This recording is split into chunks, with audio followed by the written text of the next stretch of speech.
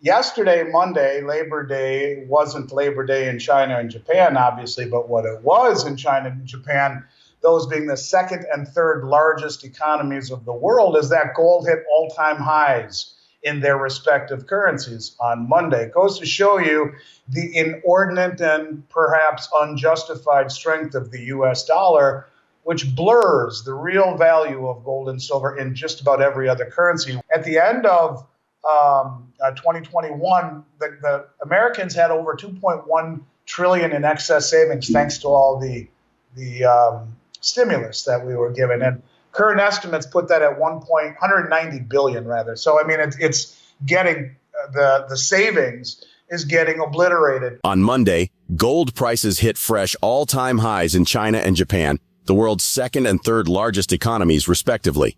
Over the past weeks, as economic conditions in both countries worsened, the yuan and yen have continued to weaken against the US dollar on the FX market, and investors are quickly seeking shelter in safe haven assets.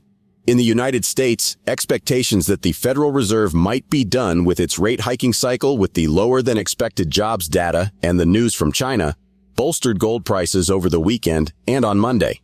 But a strengthening dollar has since pulled prices down from a high of $1,952.83 on Friday to $1,925.91 as of the time of writing. According to renowned precious metals analyst Andy Schectman, gold hitting fresh all-time highs in China and Japan signifies that investors in other countries are still very appreciative of the metal's value as a leading safe haven asset.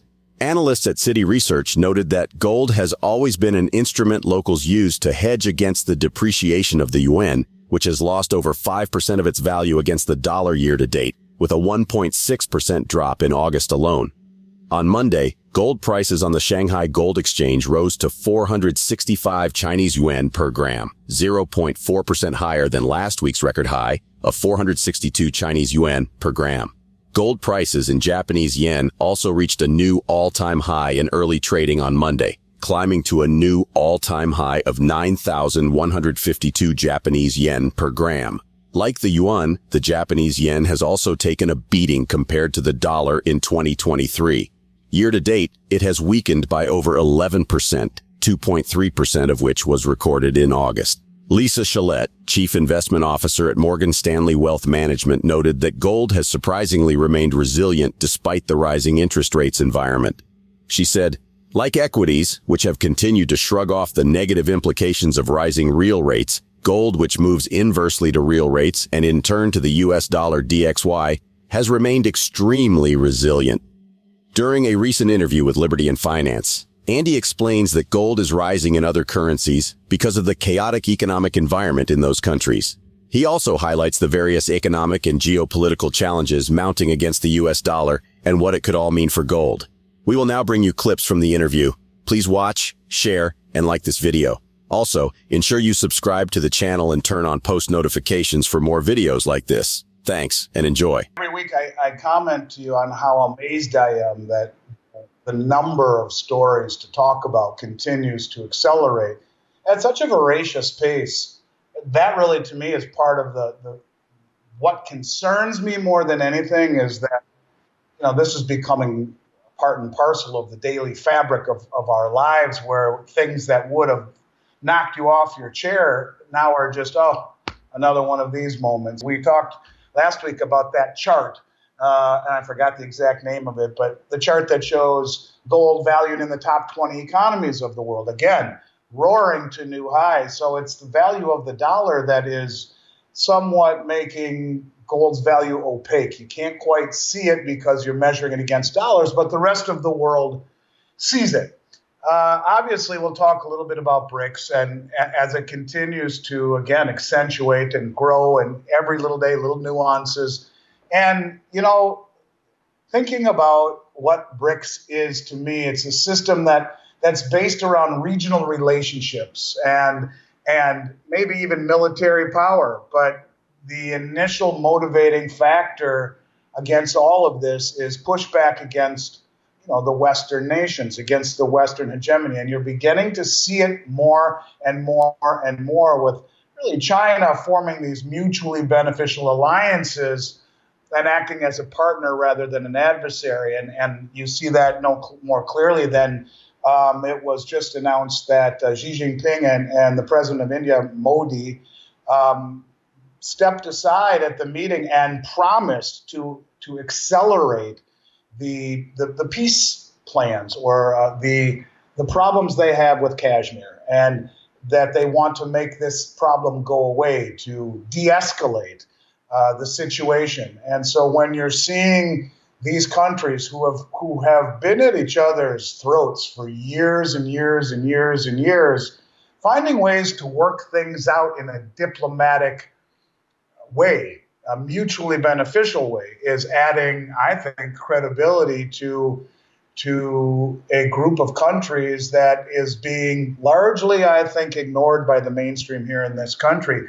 You look at something like Iran as an example. Within the span of 1 year, Iran, who supposedly is suffering under the Western sanctions, has been fully admitted into the BRICS nations, as we know, and also a full member of the Shanghai Cooperation Organization, the largest financial and military organization on the planet. I do not think Iran will have problems sidestepping these sanctions in order to develop, in fact, certainly be incentivized to develop alternatives in trade with all of these other countries that they are now joined with. And you can see that, things are starting to change all over the place, not just with Iran. Look at Saudi Arabia. Their oil exports to us, done again, are at their lowest level in 6 years, as is their holdings of treasuries, which the kingdom has been selling their treasuries now, and it's at a 6-year low. So you have Saudi Arabia and China dumping bonds, in essence, while striking deals outside the dollar, which is huge. And when you talk about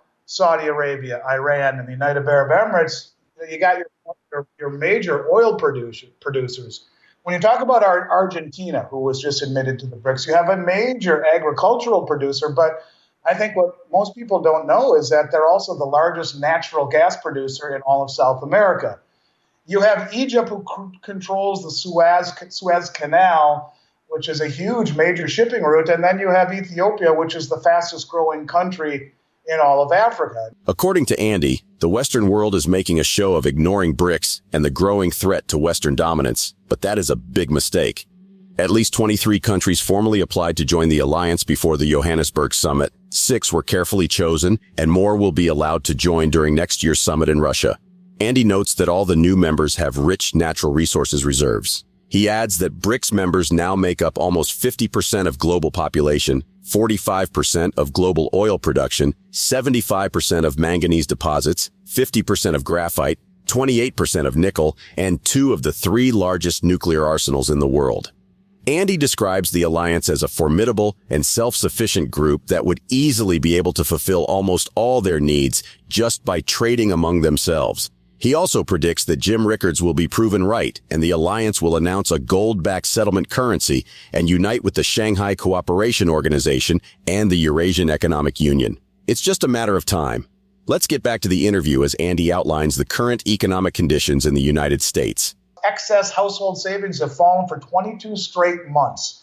And, that's been falling by $100 billion a month. And at the end of 2021, the Americans had over 2.1 trillion in excess savings, thanks to all the stimulus that we were given. And current estimates put that at 190 billion rather. So, it's getting the savings is getting obliterated with inflation as people are trying to keep their head above water. And, at the same time, we have the government getting deeper into debt and spending more while taxes are dropping.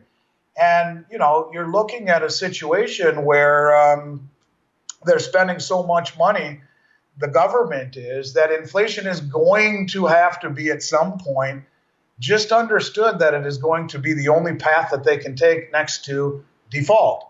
And as that happens, we have a very dangerous situation. Part of their ability that they've been able to do this is by attracting so much money into the overnight reverse repo market, which is paying about 5.3% backed by the Fed. But as as the government continues to need to borrow money to finance because China and Saudi Arabia and Japan are selling bonds, who the hell is going to buy them? So what they have been doing is raising rates high enough, let's say close to 6%, to pull money or attract money out of the reverse repo market directly into the treasury market from big players going right to the treasury, like treasurydirect.gov. And so as you see the reverse repo market, the overnight reverse repo market drain, as rates directly at the treasury are higher than what you can get there, we will realize that there's no one left to lend money to the Fed. They are using the liquidity in the overnight reverse repo market to fund their stupid, ridiculous, nonstop spending. And, the national debt has increased by 1.45 trillion in 3 months. I mean, it's just absolutely insanity. 33 trillion in the past 5 years. I mean, in the past 5 years, national debt has grown by over 53%, from 21.4 to 33 trillion. It's absolutely ridiculous. We are on an unstable path. And right now, it's the reverse repo market. Watch how fast it drains. When we get close to the end of it draining, and the Chinese and the Saudis and the Japanese and all these countries are not rushing to buy our treasuries anymore, things are going to get very interesting. And that's when we see more Federal Reserve monetizing, greater levels of inflation. So, look, put it all together, it's blurry, it's dizzying how many things we just talked about here. In the span of 1 week, these are all the things that I've seen change in 1 week. And I'm missing a ton. We could talk for the next 3 hours about all the things that we see day by day by day. But if there hasn't ever been a ringing endorsement for gold and silver, not as an investment, but as wealth, I don't know if there ever has been. And I guess when it comes to the BRICS, people just need to stop being impatient. Do not fall into the instant gratification trap. See the big picture. See these pieces of the Jenga tower one by one everywhere you look coming out. Look at the linear decay. At some point, it falls off the cliff. Now, we're not there yet, but if by now you don't see this clearly, I think you're not looking at the right stuff. While discussing the rapid BRICS extension and what it could mean for the United States economy in coming years, Andy explains that many Americans are lured into a false sense of security because they believe the cultural difference between countries like China and India will never allow the alliance achieve its goals. Andy says this is a big misconception because they've already proven with Saudi and Iran that old battles can be forgotten to win new ones. The new war that must be won now is the end of the dollar's dominance, and some battles have already been won. Please share your thoughts on Andy's interview in the comments section below. Also, ensure you smash the like button, subscribe to the channel, and turn on post notifications for more videos like this. Thanks for watching.